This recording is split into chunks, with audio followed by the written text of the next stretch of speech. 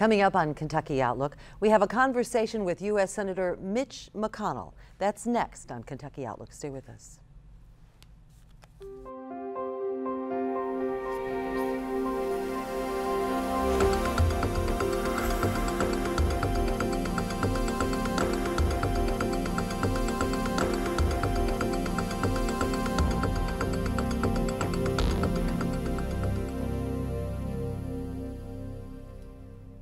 Hello and welcome to this week's edition of Kentucky Outlook. I'm Barbara Deeb. We're glad you joined us.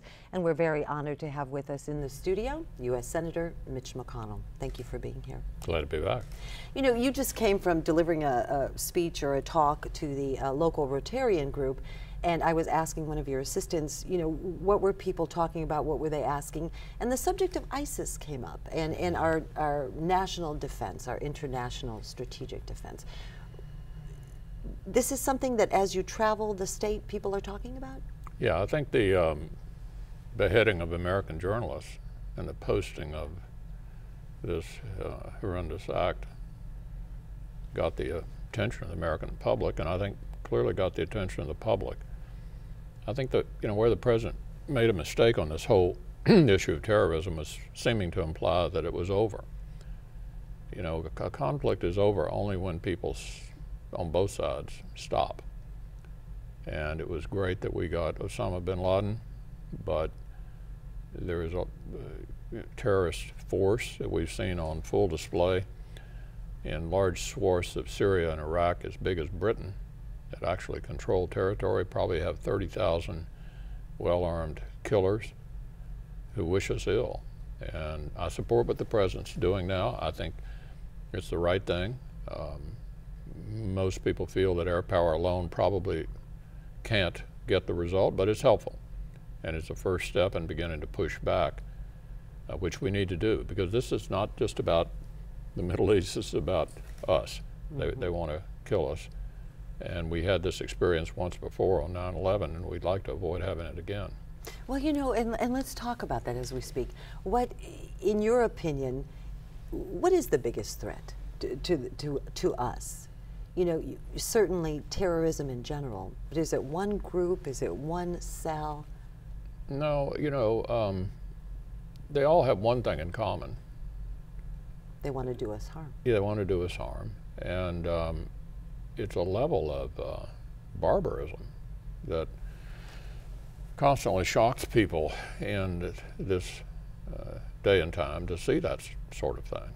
And does it still shock, or are we going to get to the place where there's a sense of normalcy, where no, it becomes I don't think not so. shocking? No, I don't think I'm happy to hear you say that. No, no, I mean, this is not acceptable behavior.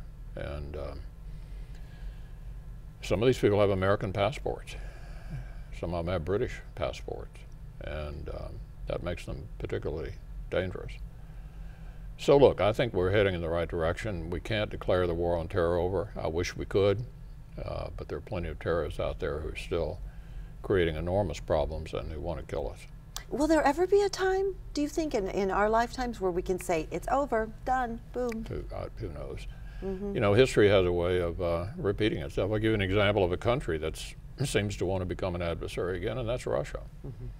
You know, Putin seems to, well, he said the breakup of the Soviet Union was the single biggest geopolitical disaster of the previous century. So that tells you where his sentiments were. Yeah, and you know, I think he correctly assesses that the president wished we could kind of come home. You know, we'd reduce the size of the military. We'd leave no residual force behind in Iraq. He now says we'll leave no residual force behind in Afghanistan, unlike what we did in Europe and Japan and Korea after those wars. And I think the message to him was, well, I think I'll take Crimea, and he did. And one of the most impressive speeches I've ever heard was a couple of weeks ago, a joint session of Congress by the new president of Ukraine, who said, thanks for the blankets. Thanks for the blankets. Thanks for the blankets. But they, you know, obviously can't fight with blankets. And many of us think the president ought to honor their requests for more serious armaments so they can defend themselves against the Russian incursions that are now going on in eastern Ukraine. So you do have the Russians beginning to act a little bit more like they used to, Gotta pay which attention. is disturbing. But the biggest threat seems to be from stateless terrorism, gangs of terrorists who sort of move around the world in places that are not well governed. And as we speak about those things, we also have the issue of Syria. And what about ground troops there, in your opinion? Is that something that I don't think we're going to be using U.S. ground troops in Iraq or Syria. Certainly Syria would be a step beyond Iraq, because the Syrian situation is very complicated. You have the regime, which 3 years ago we thought was going to fall, and the president made a decision then, which Secretary Clinton now distances herself from, saying she advised otherwise, not to help the Syrian rebels. Now we are helping them, but it's very complicated. You have 3 different factions at work there. You have the regime, you have the Syrian rebels, and then you have ISIS, controlling large swaths of both Syria and Iraq. And excuse me, about all what the president's doing right now is using air power to go after ISIS and providing assistance and training to the Syrian rebels. And I approve of what he's doing, and I think it's really all he can do at the moment. We're going to take another look at it when we go back in session later this year and see, what he may recommend at that point. You talked about the kind of terrorism that we're seeing. We're on YouTube, and we have videos of beheadings. But there are other threats to the United States, and these are through viruses. Yeah.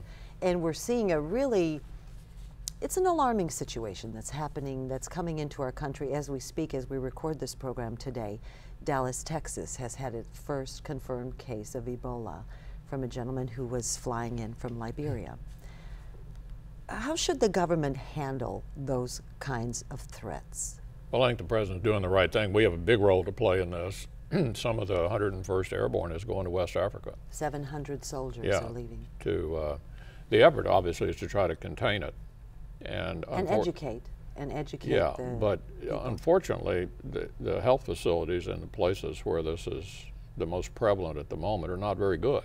People don't realize that, I think, what they're dealing with there. Yeah, I mean, we believe we can save people. Make a difference. So we're trying to export the technique over there where the disease is the most rampant and try to the maximum extent possible, contain it.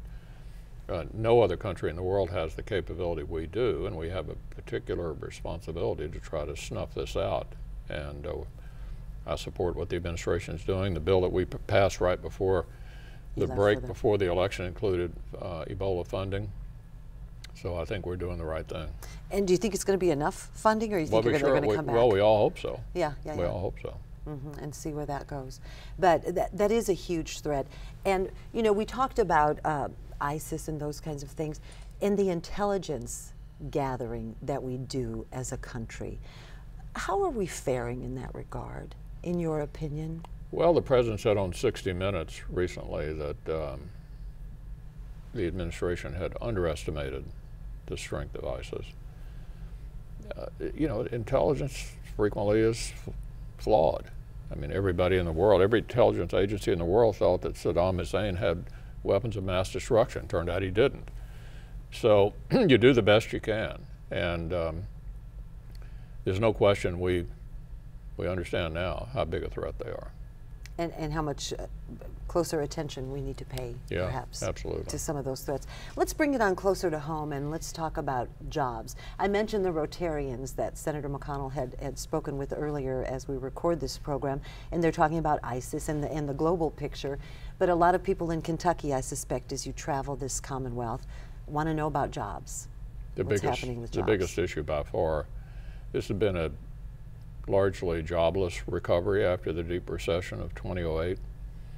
And I think the pile-on that the government has engaged in this administration, the taxing, the borrowing, the spending, the overregulation, has really slowed what should have been a pretty robust bounce back. In fact, if you go back to World War II, the pattern has been the deeper the recession, the quicker the bounce back until this one. And I think what's happened here is the government, through its expansion of taxation and regulation has made it really hard for business to grow as much as it would otherwise grow.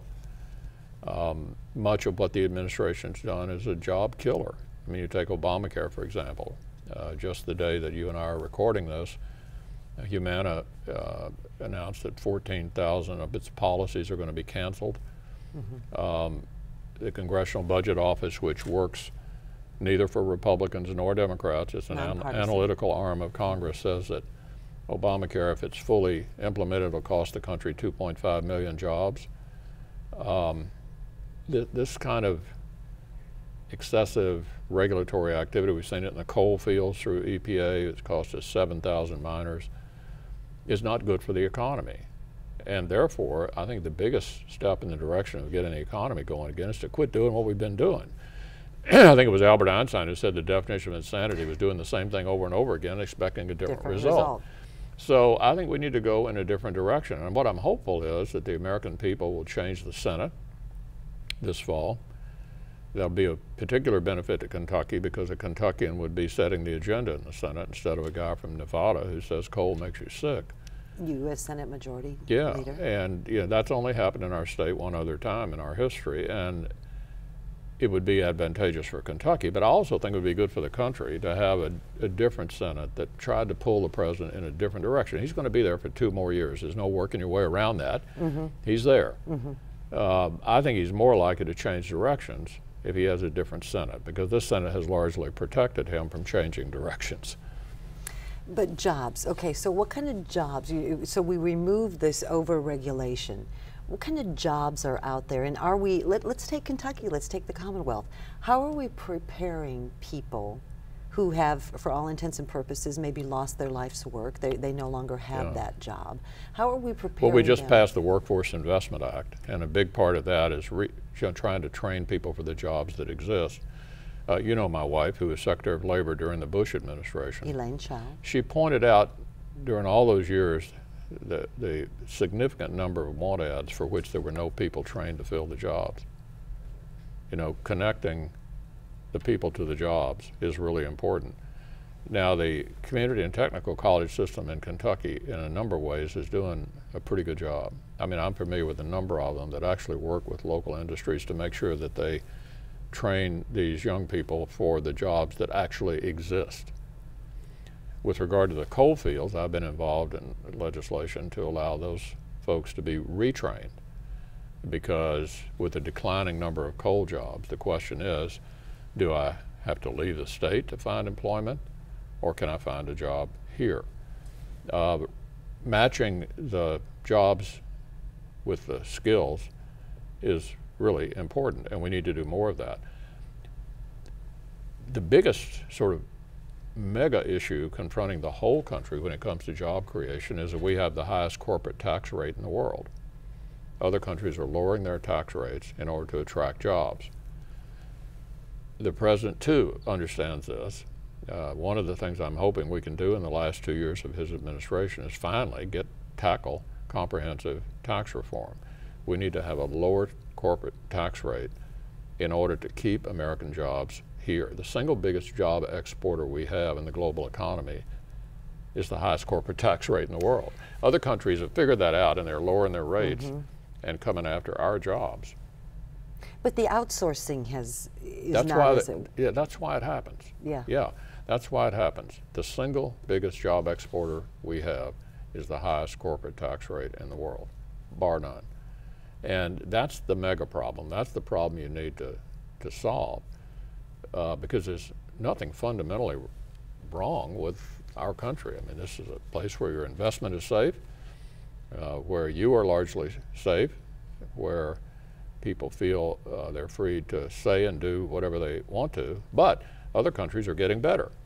Right. And they're hustling. And one of the ways they're hustling is, over the last 8 or 10 years, more and more of them have lowered their tax rates. And making it more desirable to go to those places. places. And we need to fix that. We can. Reagan and Tip O'Neill did this 30 years ago on a bipartisan basis, did a good job. Divided government, which we'll have for 2 more years because the president will still be there, is the perfect time to do comprehensive tax reform. That's the single biggest way to avoid job exportation. And training, like you say, training the people for the jobs, or retraining these people for the jobs. But the jobs are changing. The jobs are not as they were. That's why the training is really important. Important. And you mentioned the coal fields. You know, a lot of jobs have been eliminated there. Let's take a look at the coal fields and this war on coal that we keep hearing about. What is the war on coal? What it is a crusade that the president is engaged in to tackle global carbon emissions. Global carbon emissions, if it's a problem that needs to be addressed, would have to be addressed on a global basis. Can't do it from Kentucky alone. No. Okay. And here's what's happening. The Indians and the Chinese are building coal plants. The Europeans, which used to be very interested in the carbon emission issue, are now importing coal. And the Australians recently repealed their carbon tax, which was their version of what the president's trying to do through EPA. So even if you felt that was a really significant issue that needed to be addressed, one country doing it is going to be about as effective as dropping a pebble in the ocean. So what we're doing is taking down existing jobs in pursuit of a goal that will not be met, which makes people extremely angry, makes me particularly angry, because we've got 7,000 unemployed coal miners as a result of this. And for every coal miner loses his job, there are 3 more jobs lost. Gone with them. Right. So there are 2 regulations the president's EPA is pursuing. One will guarantee, if it's implemented, will guarantee there'll never be another coal-fired plant built in America. The second one targets existing coal plants. One of the things I hope to do, if we change the Senate, is through the funding process of the Environmental Protection Agency, try to change the behavior, try to rein in the behavior. So in other words, you cut off the money. Or you restrict how it can be used. Yeah, and this has been going on for over 200 years. The Congress' best tool is the power of the purse. And if you disagree with what a president's doing, you try to restrain the behavior through the spending process. Which you can do on the Appropriations Committee. But the president is an important person in our system. He's got the veto pen. So in the end, if he feels really strongly about it, he can keep it from happening by vetoing the bill. But unlike the governor of Kentucky, who can veto items in a bill, a line item veto, the president has to make a decision. How much in the bill do I like versus how much do I not like? But I think we have an obligation, not just in this state, but in other states, to push back against this bureaucracy which is killing jobs in the country, in healthcare, in financial services, in environmental regulations. It's a problem. And it's not just a problem in Kentucky, it's a problem in a lot of places, which is one of the reasons why the current majority leader, the guy who says coal makes you sick, has refused to allow any votes on the efforts that Senator Paul and I have made to push back against the EPA. I think the reason he hadn't allowed the votes is he's afraid it might pass, because there are many Democrats who are equally upset about this. Now, if you take a look, though, at what's happening at our odd weather patterns of late, and there were those, I can remember doing interviews in the studio 20 years ago where people said, we don't have an issue with the environment. There's no such thing as greenhouse gases. How do you feel about that? Well, I can remember the 70s when we thought the ice age was coming. I'm not a scientist. You know, we've had theories about weather for as long as scientists have been around. But I'm pretty good at figuring out what kills jobs. And I think doing this to our country when no one else is pursuing this crusade is really a big mistake. So you sacrifice the environment for jobs? We have the most environmentally sensitive country in the world already. You know, we do everything safer than almost any country in the world. So it's not that you're environmentally insensitive, it's just that what difference would it make if we shut down our coal industry and no one else does, if it's a global problem? Because remember, what he's targeting here is global climate emissions, not other kinds of emissions from coal plants, CO2 emissions related to global climate change, not other kinds of emissions. I mean, we have pretty strict emission standards in this country already. So we're not environmentally insensitive, but I'd like to think we aren't honestly dumb enough to pursue a crusade that no one else is following. Well, maybe which they has might no follow impact. us down the road. Huh? They might follow us down the road if we could be an Well, example. they haven't and yet. They haven't yet. They haven't yet. Every country has had to make a serious choice between growth and opportunity for their citizens, and a crusade they're not quite sure will ever succeed has chosen to protect their citizens. Let's talk now about, let's talk about drugs. Let's talk about drugs. You know, I've had you in here over the years, and I remember back when the Colombian cartels were really a huge issue. And now we have an issue, it appears, in our state, in the Commonwealth, in the northern part of the state, with heroin. Actually everywhere. Northern Kentucky is kind of the epicenter. What happened, and you've covered this, the legislature correctly passed new legislation that actually had an impact on the pill problem by moving prescriptions behind and other over-the-counter drugs behind the counter, making it more difficult for these pain clinics and other outfits that were peddling pills. So what happened is, as often happens on the drug issue, is another drug popped up. In this case, it was heroin, and it's a devastating problem. The most effective efforts are these high-intensity drug trafficking areas called HIDTA, high-intensity drug trafficking areas. What I've been trying to do in my part in this is to get more parts of our state included in this HIDTA program. For example, you mean to receive grants or something? What it does is it's a totally consolidated effort by the federal, state, and local officials, all working together to just concentrate on the problem. Which makes a lot of sense. It does. In the grand scheme. It does. It makes elementary good sense, but frequently doesn't happen. Right. And I asked them to include Hardin County, where Fort Knox is.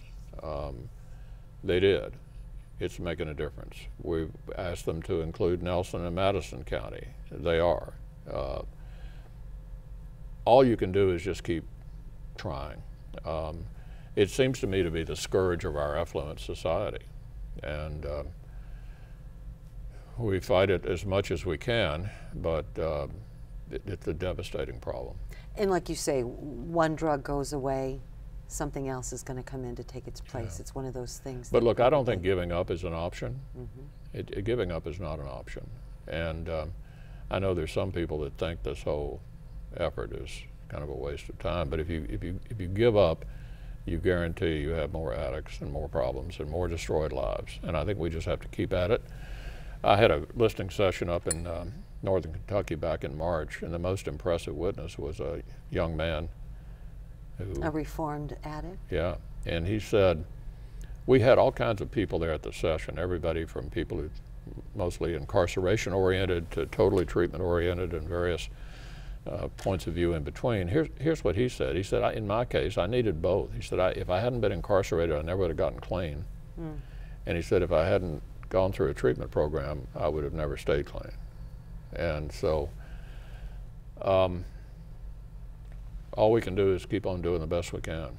Speaking of doing the best we can, we have midterm elections coming up. And a report today indicates increased momentum for the GOP thanks to an influx of funds from outside groups and the ability, of course, to buy more television to get their message out. How are you feeling about the midterm elections? Well, outside group funding actually has been more on the Democratic side than it has on the Republican side. There are outside groups weighing in on both sides. And, but at the core, I think, of the American electorate this year is how do they feel after 6 years of the Obama administration? You know, are they satisfied, or do they want to go in a different direction? And I'm hopeful and optimistic that the American people will decide they want to go in a different direction. And in the case of my race, my opponent is the new face, but she's a new face for no change. New face for the same Senate, same majority leader, same programs. And you're suggesting change is what's necessary? Yeah, change is where you want to go, not how new you are. And what I think we need to do is change directions in the country. And it's clearly going to take a change of the United States Senate to begin to change the country. That's the only thing that can be done this year to begin to go in a different direction. And you speak from experience. You've been in that place before.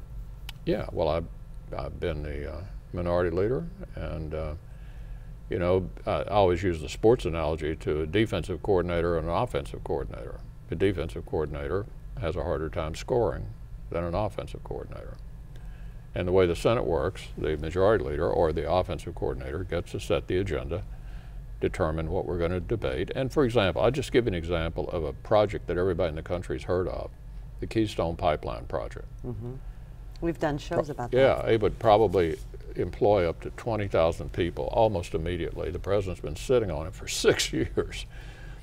The current majority leader of the Senate won't allow a vote on it. And I know the reason he won't allow a vote on it is because he knows it'll pass. If I were the majority leader, we'd be voting on it. And the president would actually have to confront whether or not, I mean, he could go on and make this decision.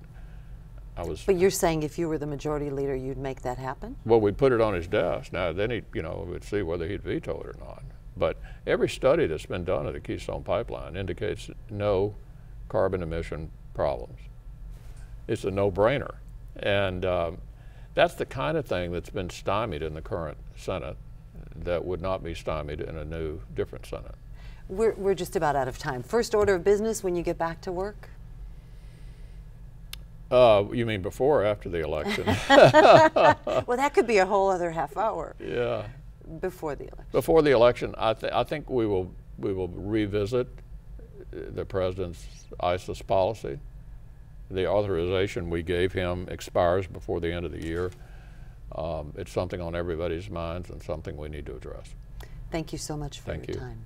We've been talking with U.S. Senator Mitch McConnell, and that's going to wrap it up for this week's edition of Kentucky Outlook. Until next time, I'm Barbara Deeb. Thanks for joining us.